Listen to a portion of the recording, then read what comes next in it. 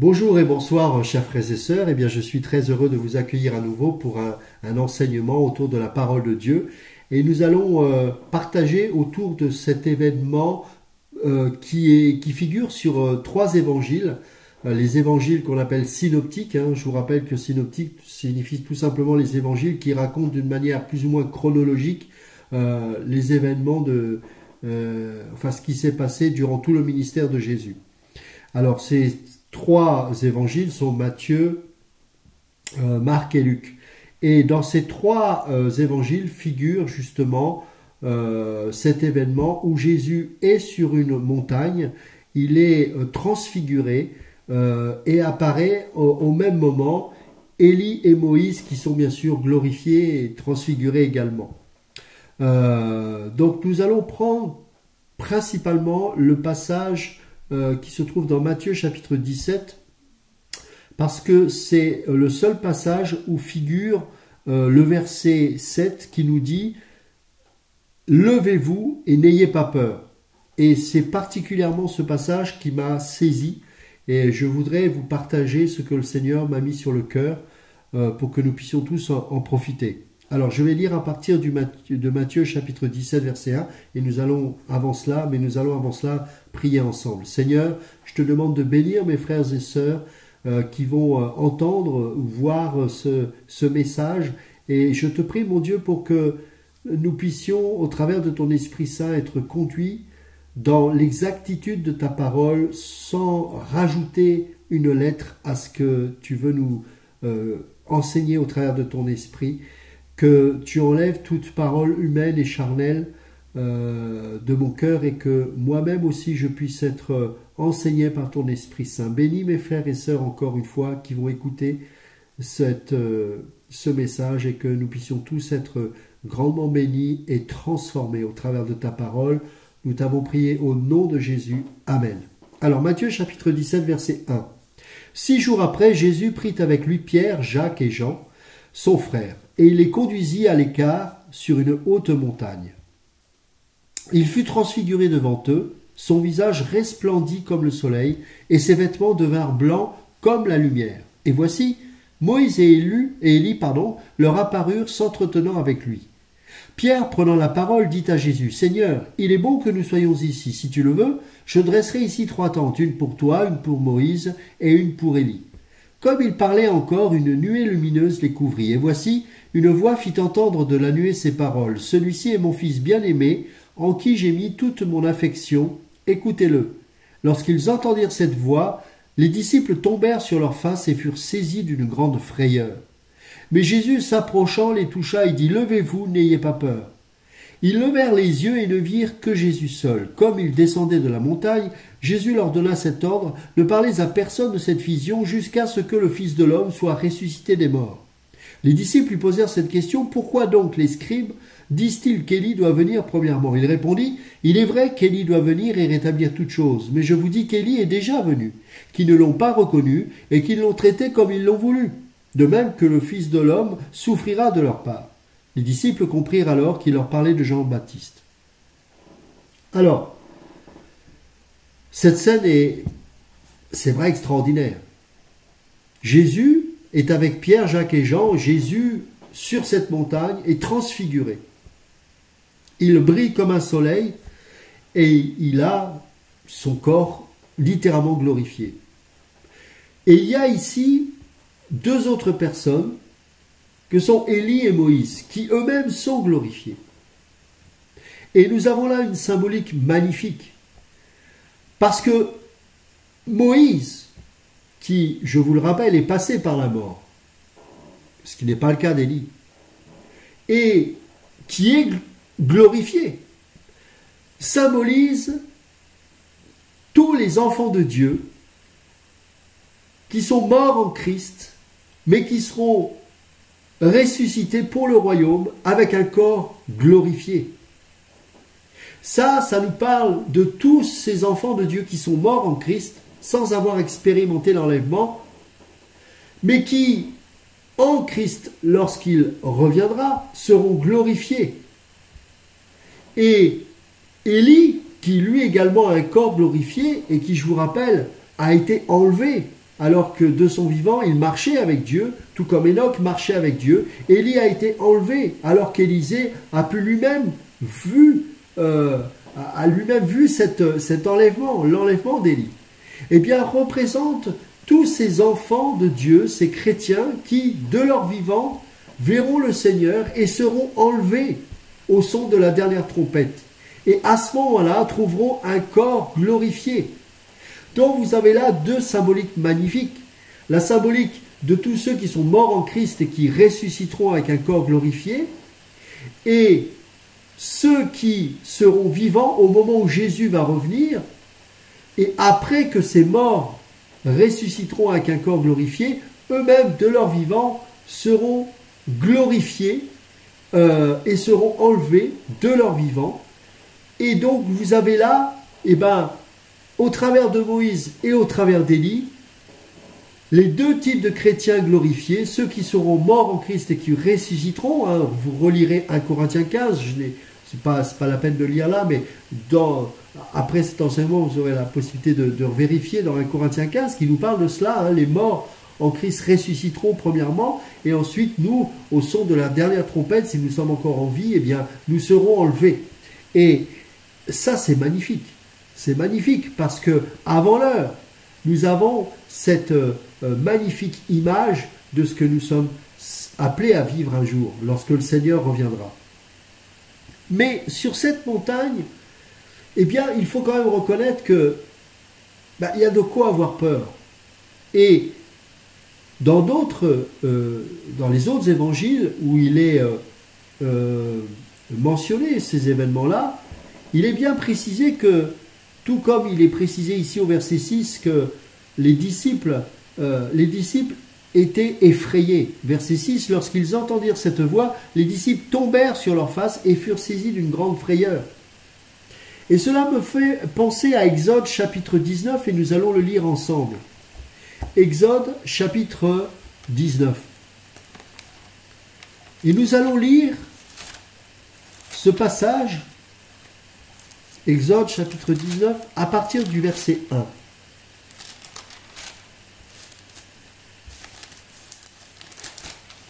Le 3e mois après leur sortie du pays d'Égypte, les enfants d'Israël arrivèrent ce jour-là au désert du Sinaï. Étant partis de Réphidim, ils arrivèrent au désert du Sinaï et ils campèrent dans le désert. Israël campa là vis-à-vis de la montagne.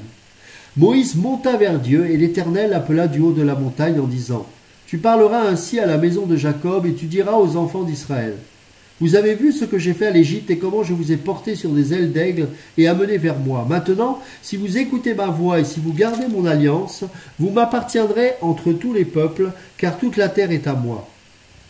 Vous serez pour moi un royaume de sacrificateurs et une nation sainte. Voilà les paroles que tu diras aux enfants d'Israël. Voici Moïse vint appeler les anciens du peuple, et il mit devant eux toutes ces paroles, comme l'Éternel le lui avait ordonné. Le peuple tout entier répondit : Nous ferons tout ce que l'Éternel a dit. Moïse rapporta les paroles du peuple à l'Éternel. Et l'Éternel dit à Moïse : Voici, je viendrai vers toi dans une épaisse nuée, afin que le peuple entende quand je te parlerai, et qu'il ait toujours confiance en toi. Moïse rapporta les paroles du peuple à l'Éternel. Et l'Éternel dit à Moïse : Va vers le peuple, sanctifie-les aujourd'hui et demain, qu'ils lavent leurs vêtements, qu'ils soient prêts pour le 3e jour, car le 3e jour, l'Éternel descendra aux yeux de tout le peuple sur le mont Sinaï. Tu fixeras des limites tout autour et tu diras : Gardez-vous de monter sur la montagne ou d'en toucher le bord. Quiconque touchera la montagne sera puni de mort. On ne mettra pas la main sur lui, mais on le lapidera et on le percera de flèches. Animal ou homme, il ne vivra point. Quand la trompette sonnera, ils s'avanceront près de la montagne. Moïse descendit de la montagne vers le peuple. Il sanctifia le peuple et ils lavèrent leurs vêtements. Et il dit au peuple : Soyez prêts dans 3 jours. Ne vous approchez d'aucune femme. Le 3e jour, au matin, il y eut des coups de tonnerre, des éclairs et une épaisse nuée sur la montagne. Le son de la trompette retentit fortement, et tout le peuple qui était dans le camp fut saisi d'épouvante. Moïse fit sortir le peuple du camp à la rencontre de Dieu, et ils se placèrent au bas de la montagne. Le mont Sinaï était tout en fumée parce que l'Éternel y était descendu au milieu du feu. Cette fumée s'élevait comme la fumée d'une fournaise, et toute la montagne tremblait avec violence. Le son de la trompette retentissait de plus en plus fortement. Moïse parlait et Dieu lui répondait à haute voix. Ainsi, l'Éternel descendit sur le mont Sinaï, sur le sommet de la montagne. L'Éternel appela Moïse sur le sommet de la montagne, et Moïse monta. L'Éternel dit à Moïse, descends, fais au peuple la défense expresse de se précipiter vers l'Éternel pour regarder, de peur qu'un grand nombre d'entre eux ne périssent. Que les sacrificateurs qui s'approchent de l'Éternel se sanctifient aussi, de peur que l'Éternel ne les frappe de mort. Moïse dit à l'Éternel, le peuple ne pourra pas monter sur le mont Sinaï, car tu nous en as fait la défense expresse, en disant, fixe des limites autour de la montagne et sanctifie-la.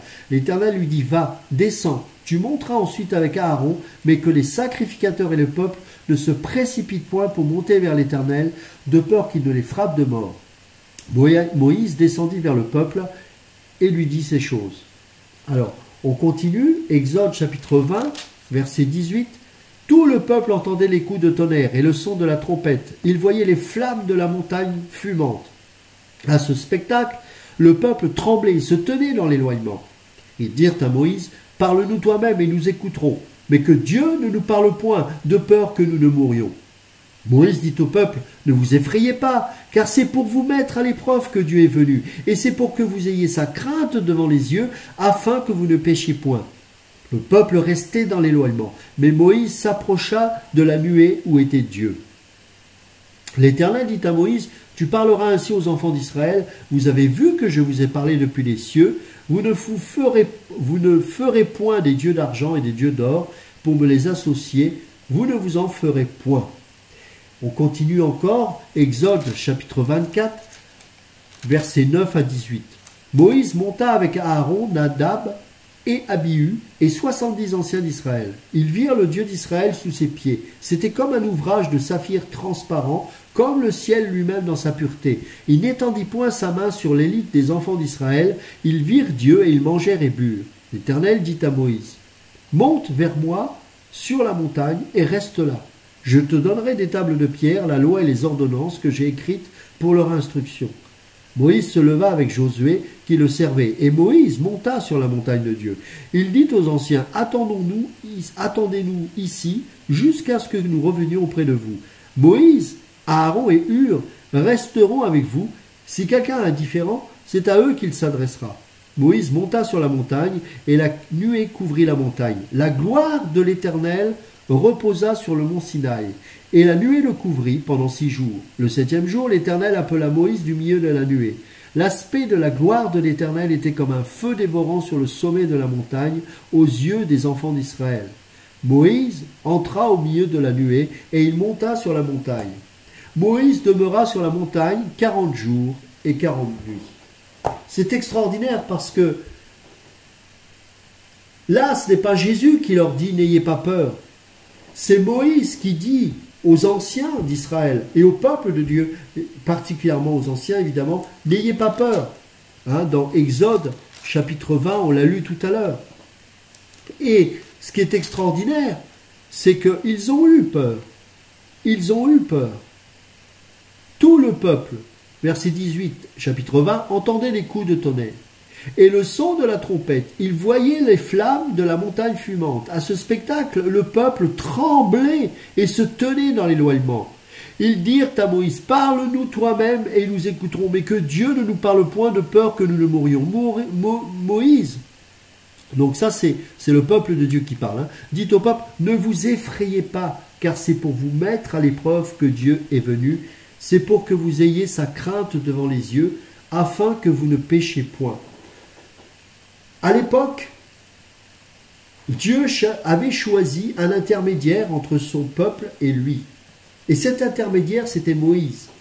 Et c'est Moïse qui parlait au peuple, et ses paroles étaient comme les paroles de Dieu. Et lorsque Moïse leur disait « N'ayez pas peur », c'était pour les encourager à chercher la présence de Dieu. Mais sur cette montagne-là, il y avait les tonnerres, il y avait la frayeur qui devait saisir le peuple parce que cette montagne transpirait de la présence et de la gloire de Dieu. Elle était là, présente, palpable, et elle faisait peur au peuple. Et le but, ce n'était pas de les effrayer, mais c'était de leur amener la crainte, qu'ils puissent voir que sur cette montagne, eh bien, aucun pécheur ne pouvait s'y approcher. Sur cette montagne, même si un seul petit animal pouvait toucher cette sainte montagne, eh bien, cet animal allait mourir instantanément, telle la gloire était présente. Et il est bien précisé dans ces passages que je vous avais lus que Dieu voulait faire de son peuple un royaume de sacrificateurs. Et malheureusement, ces hommes et ces femmes avaient plus peur de Dieu que de la crainte qu'ils auraient dû avoir de Dieu. Et cette peur ne pousse pas à la sanctification. Cette peur ne pousse pas au zèle. Cette peur nous éloigne de Dieu. La crainte nous encourage à obéir à Dieu, à le respecter et à l'aimer. Mais cette vision inspirait dans leur cœur une peur terrible. Quand on a peur de quelque chose, quand on a peur de quelqu'un, on n'a pas envie de s'en approcher. On peut avoir de la crainte pour des autorités, on peut parfois être hésitant lorsqu'on s'approche d'eux, mais la crainte, à la différence de la peur, est toujours animée d'un immense respect parce qu'on reconnaît en celui en qui on a la crainte une autorité, une crédibilité, peut-être même une forme de légitimité quant à l'autorité que cette personne a sur nous. Ça peut être le cas d'un président, d'un ministre, d'un maire ou même d'un parent. La peur, c'est autre chose. Le diable fait peur. Le monde parfois peut nous faire peur. Un événement inattendu, un accident, la peur de la mort, etc. Tout cela nous pousse à nous éloigner de ces choses, à les fuir. Nous n'avons pas envie de nous approcher. La crainte, c'est différent. Nous pouvons voir que cette personne a une autorité, mais on peut avoir en même temps le désir de la rencontrer parce que nous avons un immense respect pour cette personne et nous savons que cette personne, au travers de son autorité, peut nous apporter quelque chose. Mais ce peuple-là n'avait pas la crainte de Dieu, ils avaient peur. J'en veux pour preuve, c'est que par la suite, ils vont pécher. Et la conséquence sera terrible, plus de 3000 morts.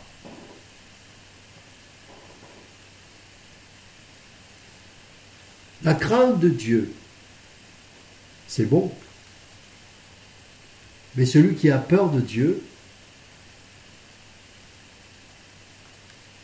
se dirige vers l'éloignement de Dieu. Vous savez, il y a quelque chose que nous devons comprendre. Je crois en l'enlèvement. Mais tous ceux qui n'arrêtent pas de parler de l'enlèvement, de l'enlèvement, de l'enlèvement, ah, j'ai pas envie de rater de l'enlèvement, j'ai pas envie de rater l'enlèvement, j'ai pas envie de faire ça parce que sinon je vais rater l'enlèvement. Ce n'est pas biblique. Enoch, quand il a été enlevé, il marcha avec Dieu. Élie marcha avec Dieu. Nous serons enlevés lorsque pendant notre marche avec le Seigneur, sans se soucier un seul instant du moment où nous allons être enlevés.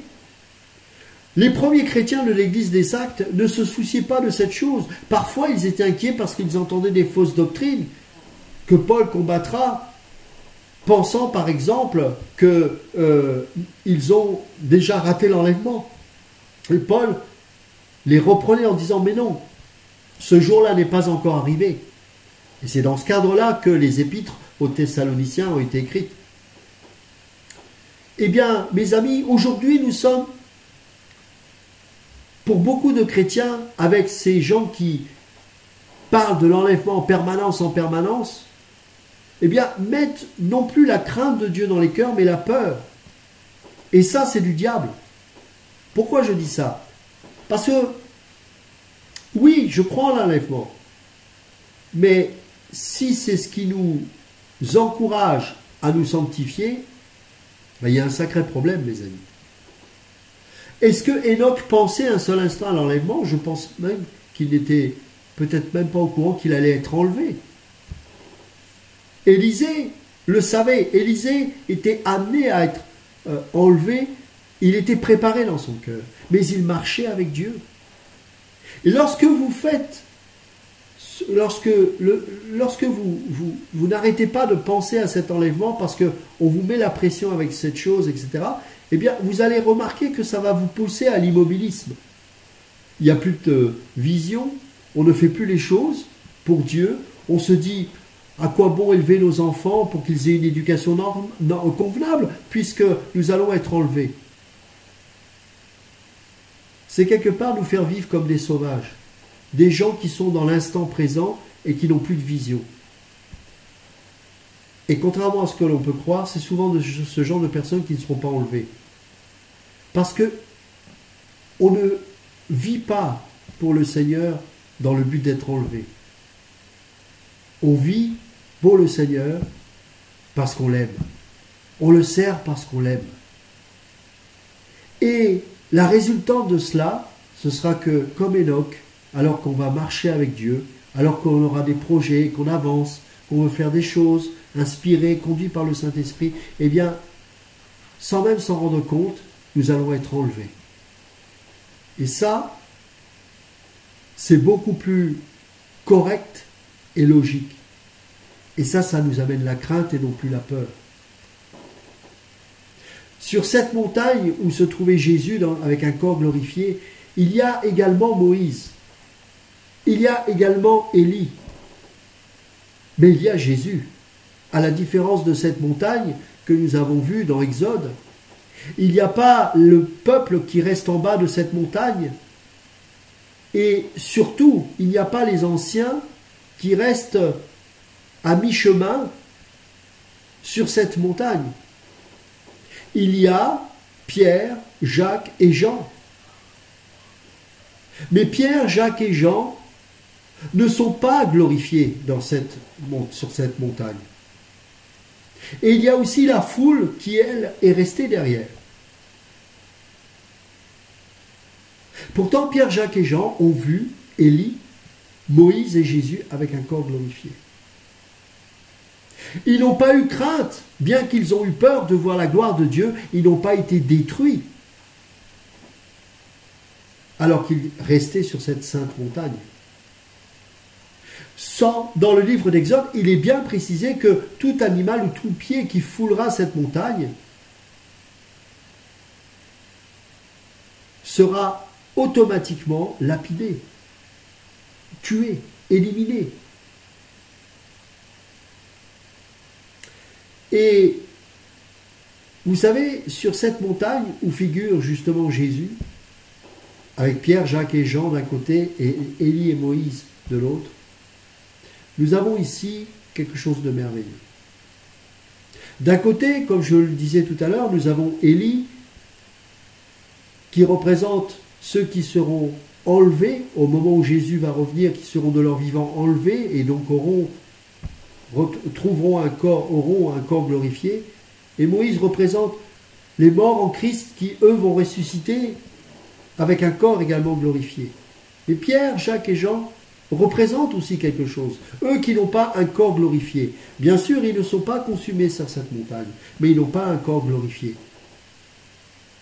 Et ils représentent, eh bien, tout simplement, les Juifs du royaume à venir. Ceux qui sont cités dans Ézéchiel, et je vous invite à le lire avec moi, chapitre 37. Ézéchiel, chapitre 37. On va prendre à partir du verset... on va prendre à partir 21. Ézéchiel chapitre 37, verset 21. Et tu leur diras, ainsi parle le Seigneur l'Éternel, voici. Je prendrai les enfants d'Israël du milieu des nations où ils sont allés. Je les rassemblerai de toutes parts et je les ramènerai dans leur pays. Je ferai d'eux une seule nation dans le pays, dans les montagnes d'Israël. Ils auront tous un même roi, ils ne formeront plus de nations et ne seront plus divisés en deux royaumes. Bien sûr, tout cela nous parle du millénium. Ils ne souilleront plus leurs idoles. Ils ne se souilleront plus par leurs idoles, par leurs abominations et par toutes leurs transgressions. Je les retirerai de tous les lieux qu'ils ont habités et où ils ont péché, et je les purifierai. Ils seront mon peuple et je serai leur Dieu. Mon serviteur David sera leur roi, et ils auront tous un seul berger. Ils suivront mes ordonnances, ils observeront mes lois et les mettront en pratique. Ils habiteront le pays que j'ai donné à mon serviteur Jacob et qu'ont habité vos pères. Ils y habiteront, eux, leurs enfants, et les enfants de leurs enfants, à perpétuité, et mon serviteur David sera leur prince pour toujours.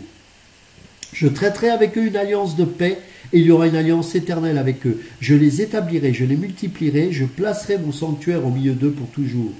Ma demeure sera parmi eux, je serai leur Dieu, et ils seront mon peuple. Et les nations sauront que je suis l'Éternel qui sanctifie Israël, lorsque mon sanctuaire sera pour toujours au milieu d'eux. Pierre, Jacques et Jean représentent Israël, car ils n'ont pas, je vous rappelle, un corps glorifié, durant le millénium. Et ils vont adorer le roi des rois, le Seigneur des seigneurs, qui lui régnera. Et la foule représente toutes ces nations qui convergeront vers Jérusalem pour adorer le roi des rois.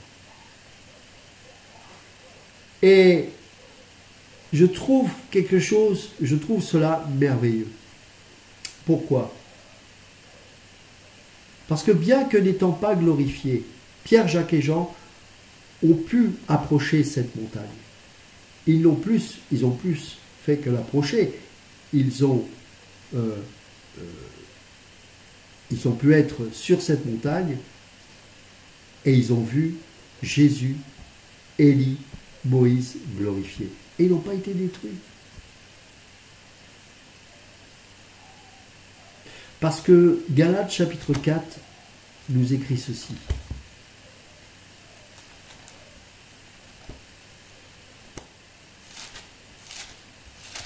On va le lire ensemble.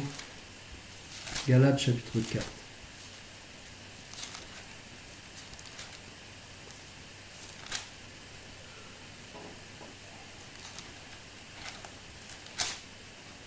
Or, aussi longtemps que l'héritier est enfant, je dis qu'il ne diffère en rien d'un esclave, quoiqu'il soit le maître de tout. Mais il est sous les tuteurs et des administrateurs jusqu'au temps marqué par le Père. Nous aussi, de la même manière, lorsque nous étions enfants, nous étions sous l'esclavage des principes élémentaires du monde. Mais lorsque les temps ont été accomplis, Dieu a envoyé son Fils, né d'une femme, né sous la loi, afin qu'il rachète ceux qui étaient sous la loi, afin que nous recevions l'adoption. Et parce que vous êtes fils, Dieu a envoyé dans nos cœurs l'esprit de son Fils, lequel crie « Abba, Père ». Ainsi tu n'es plus esclave, mais fils. Et si tu es fils, tu es aussi héritier par la grâce de Dieu. Bien que Pierre, Jacques et Jean symbolisent les Juifs du millénium, là où ils ne symbolisent plus rien, c'est qu'auprès de Jésus, bien qu'ils soient encore sous la loi, ils ne sont pas consumés, alors que sous Moïse, ils auraient été consumés. Parce qu'ils ne sont plus des esclaves, bien qu'étant encore sous la loi. Mais lorsque le Seigneur sera monté au ciel, le 3e jour après être ressuscité, qu'ensuite il les enseignera encore en tant que Jésus glorifié et ressuscité pendant 40 jours, et qu'après être remonté à nouveau, il leur enverra le Saint-Esprit. Ils seront la confirmation de ce que l'épître aux Galates, écrite par Paul, nous indique. Ils sont fils par l'Esprit de Dieu. Nous ne serons jamais consumés, mes frères et sœurs, tant que nous serons conduits par l'Esprit. Et au moment de notre conversion, il se passe quelque chose d'extraordinaire. Une filiation est en train de s'établir entre Dieu et nous. par le Saint-Esprit. Nous avons été rachetés de quoi? Afin qu'il rachète ceux qui étaient sous la loi. La loi nous amène la mort. Tu mérites la mort. Tu mérites l'enfer. Parce que tu es pécheur. Et c'est la loi qui te montre ces choses. Et il t'a racheté de cette situation. Exagorazo, le mot ici. Sorti d'eux pour aller vers. Pour aller vers quoi? Ce n'est pas une destination, c'est une condition. Pour aller vers, bien sûr c'est pas français, mais c'est pour expliquer ce que ça signifie réellement, pour aller vers une autre condition. Ce n'est pas un lieu, c'est une condition, celui de fils. Celui qui va désormais te dire, je parle de l'esprit, en ton fort intérieur, Abba Père, papa. La loi, sous la loi, tu ne peux pas dire papa. Ah, tu dois obéir à la loi. La chair ne peut pas être agréée. La loi condamne la chair. Mais l'esprit te fait vivre en tant qu'être né de nouveau. Autrefois, verset 8, ne connaissant pas Dieu, vous serviez des dieux qui ne le sont pas de leur nature. Mais à présent que vous avez connu Dieu, ou plutôt que vous avez été connus de Dieu, comment retournez-vous à ces faibles et pauvres principes élémentaires auxquels vous voulez vous asservir encore?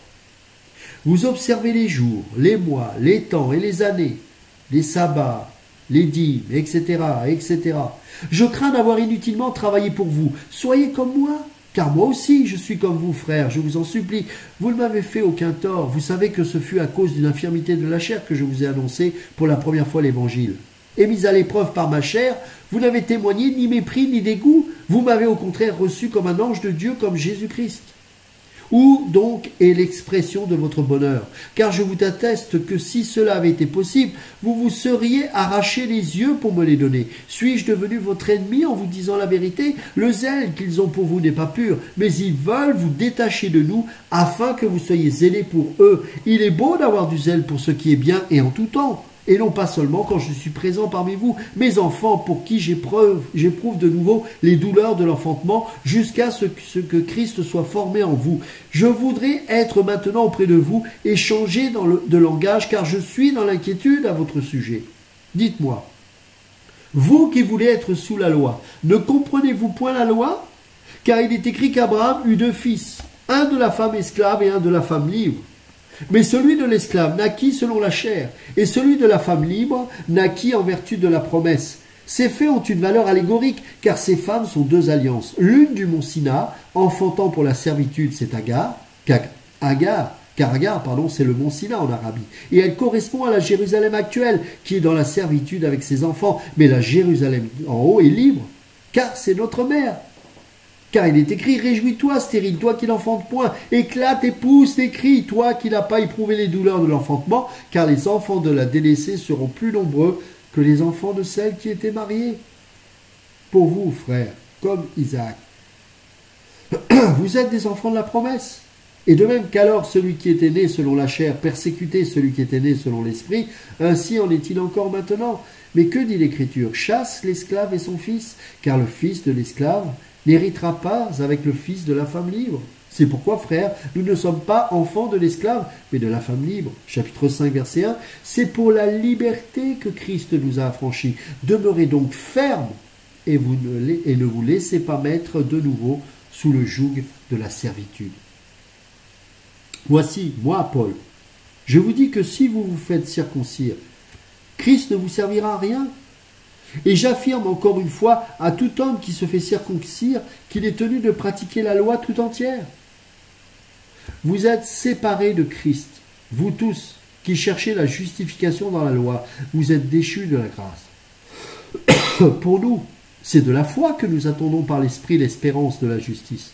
Car en Jésus-Christ, ni la circoncision, ni l'incirconcision n'ont de valeur, mais seulement la foi qui est agissante par l'amour. Frères, verset 13, vous avez été appelés à la liberté. Seulement ne faites pas de cette liberté un prétexte de vivre selon la chair, mais rendez-vous par amour, serviteurs les uns les autres. Car toute la loi est accomplie dans une seule parole, celle-ci, tu aimeras ton prochain comme toi-même. Par l'Esprit, nous avons reçu l'amour. L'Épître aux Romains nous dit que l'amour est répandu dans nos cœurs par le Saint-Esprit. Quand nous avons reçu le Saint-Esprit, nous avons reçu l'amour de Dieu. Cet amour de Dieu va nous pousser à obéir à Dieu non plus par contrainte, mais par zèle. Ce zèle-là nous donne aussi de la crainte pour notre Dieu. La loi inspire la peur, mais la zèle, bien sûr, amène une forme de crainte pour le légaliste, mais qui se transforme vite en peur, parce que nous savons très bien que sous le régime de la chair, nous allons toujours défaillir au commandement de Dieu. Mais cette loi de l'esprit de vie, selon Romains 8, 1 et 2, nous montre une chose. Nous avons reçu l'Esprit de Dieu qui peut nous permettre de dire « Papa » désormais. Nous pouvons, selon Hébreux 4, entrer avec assurance devant le trône de la grâce. Et nous devons, selon Hébreux 3, être fermement attachés à cette assurance, garder cette assurance, tenir dans cette assurance. Et cette assurance, c'est de dire que ce Dieu-là, qui m'a scellé par l'Esprit Saint, qui désormais a fait de moi non plus un serviteur ou un esclave, mais bien plus que cela, un fils. Un fils qui n'est plus esclave par l'entendement, par la contrainte, mais par la liberté qu'il a de se faire lui-même eunuque pour Dieu. Eunuque pour Dieu, esclave pour Dieu, serviteur inutile pour Dieu, comme dira Paul. Mais c'est une loi de liberté, une loi qui est agissante par l'amour, parce que l'amour, c'est désormais en moi qu'il habite par le Saint-Esprit, un amour qui n'est pas charnel, qui n'est pas humain, mais l'amour de Dieu. Cet amour que j'expérimente parce que désormais, alors que Dieu est venu vivre en moi, eh ben, je n'ai pas été détruit et consumé. Là, parce que désormais, l'amour parfait bannit la crainte. La crainte, sous-entendu, la peur d'établir une relation avec Dieu sur cette montagne que je ne pouvais approcher. Et avant même le ministère de la grâce, Jésus, alors qu'il était sous la loi, a fait goûter à Pierre, Jacques et Jean quelque chose d'extraordinaire. Vous pouvez aller sur cette montagne, voir Moïse glorifié, voir Jésus glorifié, voir Élie glorifié, mais vous n'êtes pas détruits alors que vous n'êtes pas encore glorifiés, vous. Et Dieu utilise même cela comme étant des symboles du futur Israël converti dans le millénium. Mes amis, nous avons une espérance bien plus belle que les Juifs qui seront convertis pendant le millénium. Enfin, qui seront convertis et qui auront accès au millénium. Convertis au moment où ils reconnaîtront le Messie et se repentiront. Nous avons une espérance bien plus belle. Nous ne sommes pas du royaume visible. Nous sommes de la Jérusalem céleste. Nous ne sommes pas les enfants de l'esclave. Nous sommes les enfants de la femme libre. Et Paul précisera que Dieu dira à Abraham, chasse l'esclave et son fils. C'est fort cette parole.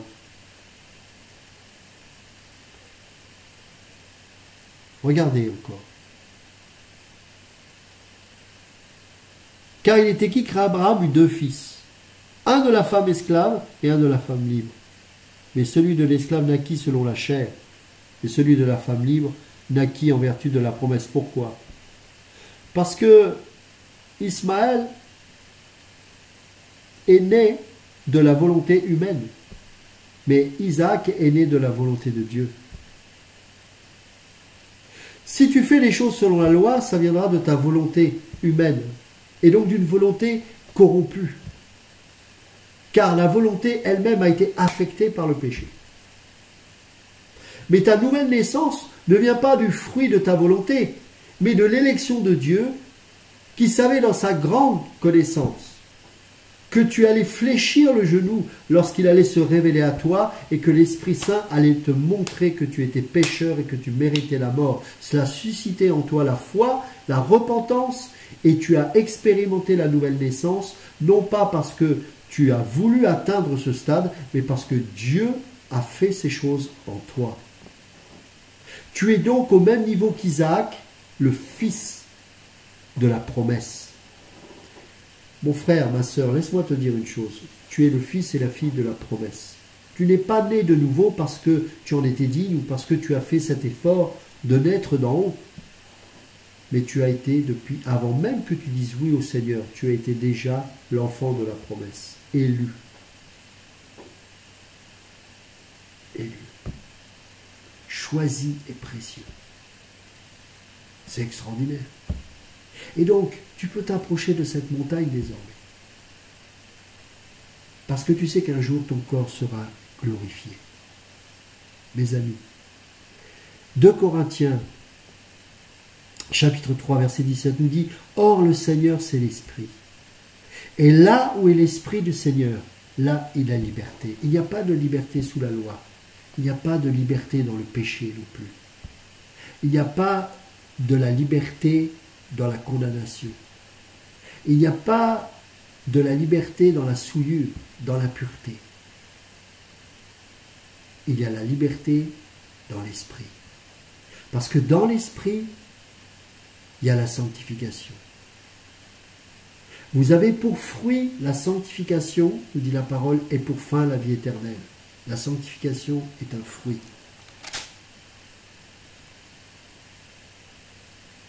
Si vous êtes conduit par l'esprit, Galates chapitre 5, verset 18, vous n'êtes point sous la loi. Or, les œuvres de la chair sont évidentes. Ce sont la débauche, l'impureté, le dérèglement, l'idolâtrie, la magie, les rivalités, les querelles, les jalousies, les animosités, les disputes, les divisions, les sectes, l'envie, l'ivrognerie, les excès de table et les choses semblables. Je vous dis d'avance, comme je l'ai déjà dit, que ceux qui commettent de telles choses n'hériteront point le royaume de Dieu. Mais le fruit de l'esprit, regardez ceux qui vivent de l'esprit. Ils sont animés de quoi? L'amour, la joie, la paix, la patience, la bonté, la bienveillance, la foi, la douceur, la maîtrise de soi. La loi n'est pas contre ces choses. Ceux qui sont à Jésus-Christ ont crucifié la chair avec ses passions et ses désirs. Si tu ne crucifies pas ces choses, la loi te condamnera. Mais si tu vis par l'Esprit, tu es dégagé de cette loi. Si nous vivons par l'Esprit, alors marchons aussi selon l'Esprit. Ne cherchons pas une vaine gloire en nous provoquant les uns les autres, en nous portant en vie les uns les autres. Vous savez, dans le régime de l'esprit, il n'y a pas de comparaison possible. Il n'y a pas de rivalité. Il n'y a pas d'esprit de compétition. Il n'y a pas, on ne transpire pas. Parce que dans l'esprit, il y a la liberté, il y a le repos, il y a la sanctification, il y a les fruits de la sanctification. Il y a toutes ces choses. Et le seul moyen de rester dans l'esprit, de rester dans cette assurance, c'est d'être en permanence à l'écoute de Dieu, dans la relation avec Dieu. Et par l'Esprit Saint, cela est désormais devenu possible, puisque nous avons été régénérés, puisque nous sommes devenus une nouvelle créature. Nous devons vivre dans cette nouvelle créature, celle qui est désormais animée de l'Esprit Saint. Romains chapitre 7.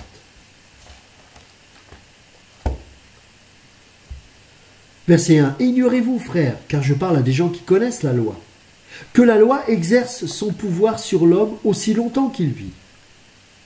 Ainsi, une femme mariée est liée par la loi à son mari tant qu'il est vivant, mais si le mari meurt, elle est dégagée de la loi qu'il a liée à son mari. Tu es mort à la loi, tu es dégagé de cela.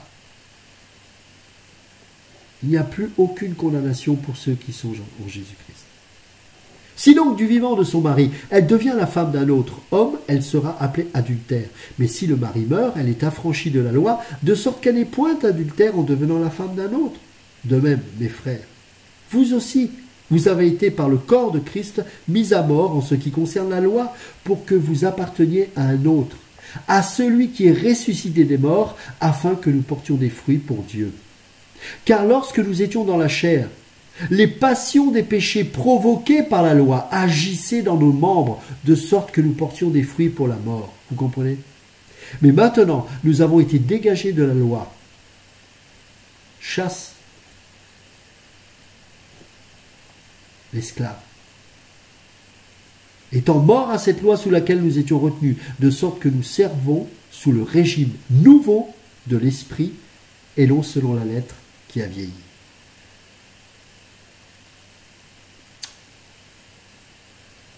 Nous savons, verset 14, que la loi est spirituelle, mais moi je suis charnel, vendu au péché. Vous connaissez la suite. Et Romains 8, verset 1 et 2 dira, il y a donc maintenant aucune condamnation pour ceux qui sont en Jésus-Christ. En effet, la loi de l'esprit de vie en Jésus-Christ m'a affranchi de la loi du péché et de la mort. Les deux mots loi ici nous parlent du principe.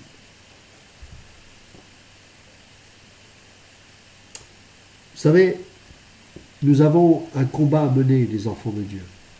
C'est de marcher dans l'esprit et de prêcher la grâce.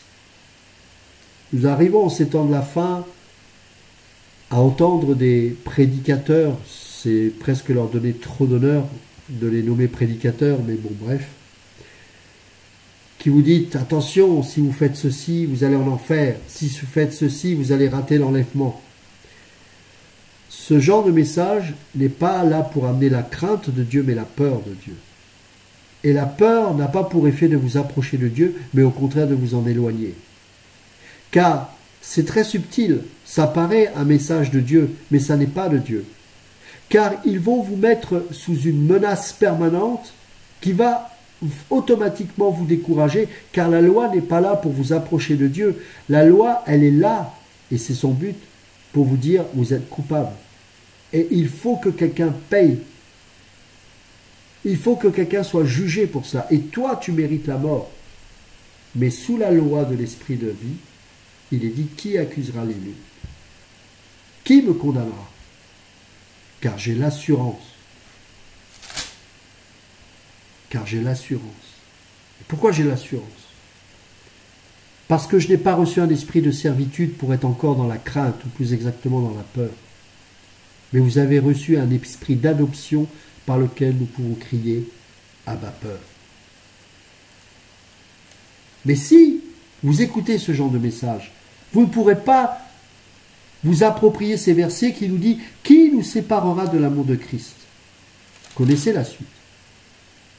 Et au verset 38, il est dit « Car j'ai l'assurance que ni la mort, ni la vie, ni les anges, ni les dominations, ni les choses présentes, ni les choses à venir, ni les puissances, ni la hauteur, ni la profondeur, ni aucune autre créature ne pourra nous séparer de l'amour de Dieu manifesté en Jésus-Christ, notre Seigneur. » Vous pouvez aller sur cette montagne. Vous ne serez pas consumé. Si vous la regardez en espérant répondre aux initiations de la loi, vous n'y verrez que des tonnerres, des tremblements de terre, et vous ne pourrez pas vous y approcher. Mais si vous suivez Jésus,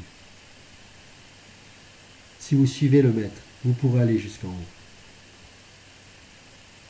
Parce que Jésus, il n'a plus besoin d'intermédiaire pour vous parler.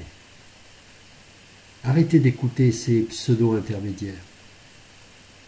J'ai toujours été frappé de voir que lorsque soi-disant un homme de Dieu parle, vous avez des commentateurs sur YouTube qui disent « Ah, voici l'homme de Dieu, attention à ne pas blasphémer contre son oint, etc. » Je dis « Mais qu'est-ce qui doit être triste, notre Seigneur, pour qu'on élève ainsi des hommes comme s'ils étaient désormais des intermédiaires entre Jésus et la foule. »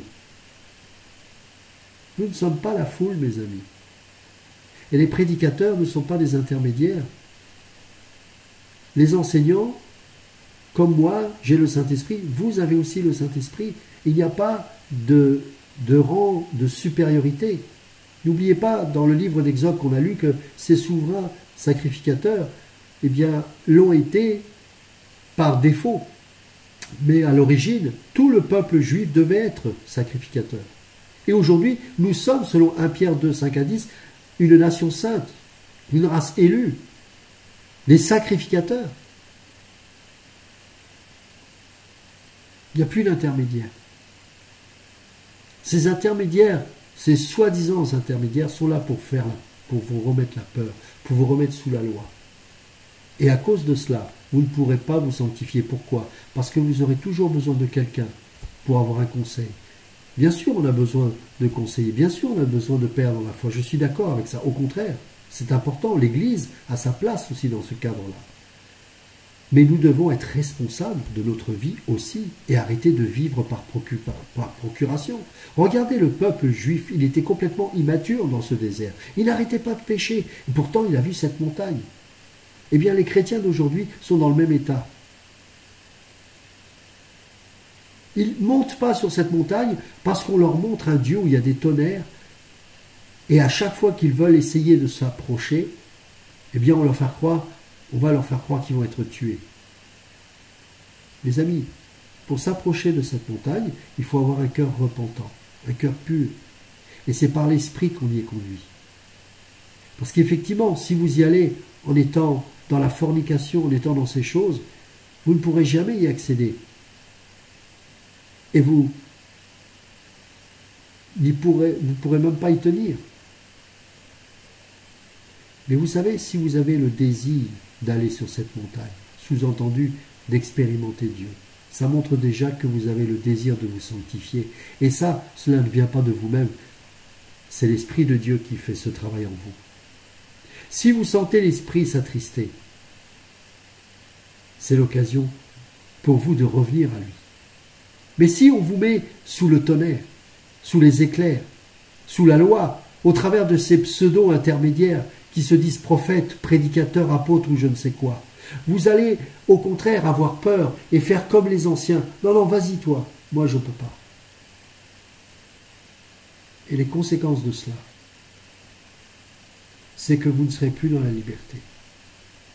Et vous allez voir l'accusateur des frères, le diable, qui va rôder. Parce que sous la loi, il y a la malédiction. Et vous aurez beau écrire toutes ces promesses de la nouvelle année en disant « je ferai plus ça, je ferai plus ça », vous allez les refaire, et les refaire encore, et les refaire encore. Parce que nous n'avons aucune capacité en nous-mêmes pour nous sanctifier. C'est la grâce de Dieu qui nous sanctifie. C'est celle-ci qui nous motive. Et plus tu auras le désir d'aller sur cette montagne, plus l'Esprit attestera que ce que tu veux est légitime et qu'il va te donner la capacité, non pas seulement d'aller sur cette montagne, mais de te sanctifier pour pouvoir atteindre cet objectif. C'est le combat du christianisme d'aujourd'hui.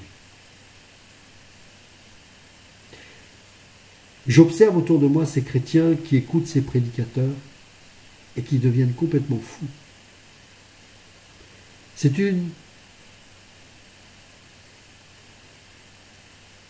tragédie d'aujourd'hui, une véritable tragédie. Et je crois qu'il faut que les prédicateurs de la saine doctrine se lèvent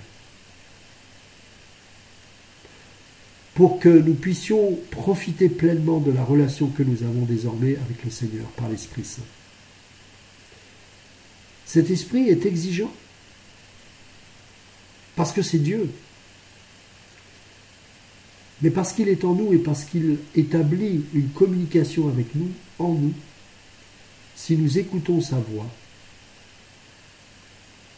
nous pourrons obéir, non pas au travers de notre chair qui est morte et qui est crucifiée, mais au travers de l'Esprit qui est en nous et de la vie nouvelle. L'être que je suis devenu aura le désir et la capacité de pouvoir accomplir la volonté de Dieu et obéir au commandement de Dieu. Voilà la clé qui est déterminante. N'ayez pas peur, a dit Jésus. Moïse avait dit aussi, n'ayez pas peur. Mais les anciens ont dit, non, on ne veut pas. Et Dieu dira, ils ont raison de dire cela, parce que s'ils s'approchent, ils vont mourir. Mais nous sommes sous le régime de la grâce. Tu peux t'approcher de Dieu. Sanctifie-toi, purifie-toi, lave-toi, prépare-toi pour aller à la rencontre de notre Dieu. Peut-être que ce soir tu es touché parce que tu as commis un péché dont tu as encore aujourd'hui honte. Rentre dans ta chambre, Purifie, nettoie ton cœur, repens-toi. Demande pardon au Seigneur. Sincèrement, et il te pardonne.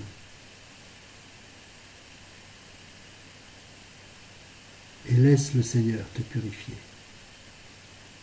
Et tu verras que dans ton quotidien, dans ta relation avec le Seigneur, tu vas réapprendre à entendre la douce voix de Dieu. Et tu vas commencer à te séparer de ces choses qui te lient. Oh, c'est pas forcément la fornication, vous savez, chrétiens, n'arrête pas de parler de ça. Fornication, fornication. Vous savez, le mensonge est un grave péché. L'abus de nourriture est un grave péché. Mais apprenons à écouter le Saint-Esprit. Sous la loi, c'est ne fais pas ci, goûte pas ça. Donc vous voyez tous ces prédicateurs qui vous poussent à, notamment aux sœurs, ah, ne mettez pas de pantalon. Ce n'est pas biblique. Ah bon? Dans la Bible, tout le monde avait des robes, les hommes comme les femmes. Alors on fait quoi? Ce qui les distinguait, ce n'était pas le pantalon, ça n'existait pas. C'était que certaines robes, toges, étaient pour les hommes et d'autres étaient faites de manière à ce qu'on pouvait reconnaître une femme par la chevelure, etc. Mais vous avez des robes aujourd'hui longues qui laissent entrevoir les formes de certaines femmes et des pantalons qui ne laissent rien entrevoir. Donc tout ça c'est la loi. Tout ça c'est pour mettre les femmes sous un joug, pour amener encore plus de souffrance. Et quand on est sous la loi, on est dépendant de son pasteur, dépendant de son prophète. Non. La sanctification, c'est tout simplement au niveau de la vertu qu'une femme doit dégager ou un homme, parce qu'on prêche beaucoup contre la femme, mais l'homme dans tout ça. Quand il porte un jean et qu'on voit la forme de ses... vous voyez ce que je veux dire? Trouvez ça normal? Regardons-nous devant une glace, homme comme femme. Et moi, je m'adresse plutôt aux hommes. Et demandons au Saint-Esprit, tout simplement, au lieu de dire une femme doit porter ci et pas ça, non. Seigneur, je vais au travail, je suis devant ce miroir. Qu'est-ce que tu en penses, Seigneur? Est-ce que ça te va? Vous croyez que le Saint-Esprit ne va pas vous parler? S'il ne vous parle pas, il y a un problème. Si vous êtes sincère, il va vous montrer, ah, ce décolleté-là, c'est quand même pas terrible. Voilà. Mais n'imposez pas des choses comme ça. Ouais, on doit se mettre un col roulé jusque-là ou jusque-là. C'est ridicule. Vous savez très bien à partir de quand. C'est une question d'esprit. C'est pas une question de loi. Mais on aime mettre des lois. Quand tu vas à l'église, tu dois mettre ta cravate. Toutes ces choses-là, tu as le droit de mettre une cravate, tu as le droit de ne pas en mettre. Tu fais ce que tu veux. Mais que ton corps respire la sainteté. Que ton corps respire la crainte de Dieu. Que tout ce qui entre dans ton être aussi soit pur. Ça veut dire que peut-être il y a une bouchée qui va être de trop que tu as envie de mettre dans ta bouche. Et si l'esprit t'interpelle, ne la mets pas. Mais ce n'est pas une question de loi, c'est une question de relation. On a du mal à comprendre ces choses. Et pourtant, la sanctification, c'est quelque chose de magnifique. C'est la liberté, la sanctification. Ce n'est pas la contrainte. J'aime plaire à mon Dieu et j'aime quand il me parle. Sous la loi, ce n'est pas Dieu qui parle. Dieu a gravé cette loi sur des tables de pierre. Cette loi, c'est ce qui régit la vie. Notre conscience, même ceux qui ne connaissent pas Dieu, ont cette conscience en eux qui fait qu'ils savent que tu es mal. Mais cette loi qui est bonne est là tout simplement pour dire, regarde ta chair, elle n'arrête pas de faire ça. L'esprit nous permet de dire, je t'ai racheté de cela. Meurs à toi-même et vis dans ta nouvelle vie que tu as reçue par l'Esprit Saint. Laisse-toi gérer par l'Esprit Saint. Vis au travers de la puissance de l'Esprit Saint qui te permet de marcher sur les autres, de marcher sur tes incapacités. La sanctification, c'est une œuvre surnaturelle. Sinon, vous savez, les païens, il y en a qui font plein de bonnes choses. Non, la sanctification, la véritable sanctification par l'Esprit, c'est quelque chose d'extraordinaire. C'est pur. Va sur cette montagne. N'attends pas d'être pur pour y aller, parce que ça, c'est un fonctionnement charnel. Vas-y. Lave-toi, nettoie ton cœur. Dis, Seigneur, je ne veux plus rester dans la condamnation, parce que je sais qu'à chaque fois, je me maudis moi-même et à chaque fois, je rechute, je retombe. Non, Seigneur, Je viens vers toi tel que je suis, avec un cœur repentant, avec un cœur désireux de ne plus commettre ces choses, mais je prends le risque de venir à toi afin de me laisser transformer par toi. Vous savez pourquoi on ne veut pas s'approcher de Dieu? Parce qu'on n'a pas envie qu'il nous change. Parce que ce péché est tellement enraciné en nous que quand bien même on a l'impression de le haïr, en fait on le chérit. Et on se dit, ah je ne comprends pas, je retombe, je retombe. Tu ne veux pas t'approcher de cette montagne alors qu'elle est devenue accessible pour toi parce que Jésus a ouvert la porte. Et on attriste le cœur de Dieu en refusant d'y monter. On ne veut pas y aller parce que ce péché-là, on ne veut pas le déposer au pied de cette montagne. On veut le garder. Et donc on sait que si on le garde, eh ben, on ne pourra pas aller là-haut. Ce n'est pas possible. Mais celui qui est véritablement un enfant de Dieu, quand bien même il tombe, il se relève, il dépose son fardeau, ses péchés, au pied de la croix. Il dit, Seigneur, je viens vers toi tel que je suis. Change-moi, purifie-moi, comme disait David dans les psaumes. Parce que toi seul as cette capacité de transformer ma vie. Et vous verrez que vous allez marcher de gloire en gloire. Et un jour, vous aurez un corps conformément à ce que votre sanctification ultime sera. Un jour, nous serons prêts pour l'enlèvement. Parce que nous aurons une telle communion avec Dieu. L'Église, au travers de la persécution, au travers de cette guerre qui vient, au travers du brisement, au travers du malheur, nous aurons une telle soif de Dieu, un tel dégoût du péché, un tel dégoût de nous-mêmes, de notre chair, que l'Église va être dans une telle gloire qu'elle va être à l'image d'Enoch, qui marchait selon la volonté et le plan de Dieu. Et dans sa marche, dans sa pureté, il y aura un tel cri, une telle gloire dans l'Église. Oh, ce ne sera pas une gloire humaine, ce sera une gloire spirituelle, que là, elle va pouvoir goûter l'enlèvement dans sa marche. Voilà ce que c'est que la vraie sanctification et voilà ce que c'est que l'enlèvement selon la parole de Dieu. Donc arrêtez d'écouter ces prédicateurs.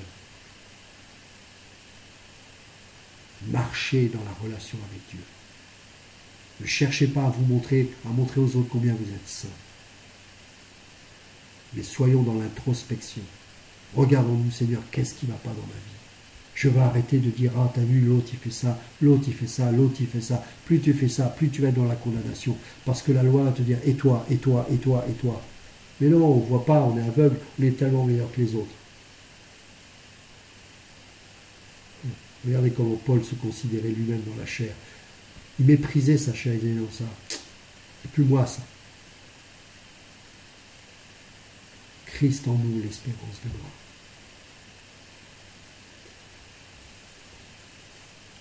La relation que nous avons à Dieu, il faut en profiter. Elle est unique, elle est exceptionnelle.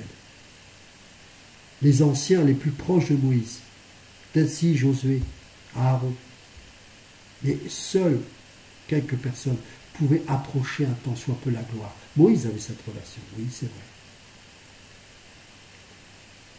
Mais les autres ne l'avaient pas. Parce qu'ils étaient dans la peur, et pas dans la crainte. Nous sommes dans l'amour par le Saint-Esprit. Et encore une fois, l'amour parfait bannit la crainte. Nous sommes dans une crainte révérencieuse de Dieu qui nous pousse à l'adoration. Mes amis, je vous en supplie. Revenez vers Dieu. En toute simplicité. Et arrêtez de regarder les autres. Regardons-nous nous-mêmes. Seigneur, je reconnais, ton esprit me parle, il y a ça qui ne va pas, il y a ça. J'arrête de me croire un bon chrétien. J'en suis très loin. Je vous le dis pour moi, j'en suis très loin. Je suis très loin de ce que je devrais être pour Dieu. J'ai envie de grandir encore. Et ce n'est pas parce que j'ai X années de vie chrétienne que je suis arrivé à quelque chose. Oh non. Il y a plein de choses qui ont besoin de changer dans ma vie. Et je continue dans ma relation avec Dieu, à monter sur cette montagne. Et dans ma marche avec Dieu, je me laisse transformer par le Saint-Esprit. J'accepte toutes les choses qu'il taille.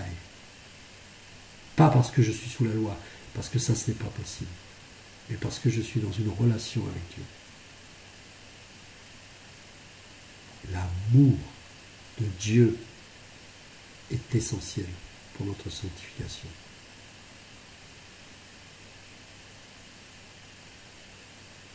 Tu as plus que cette montagne, tu as Jésus lui-même. La montagne est un lieu, Jésus est Dieu.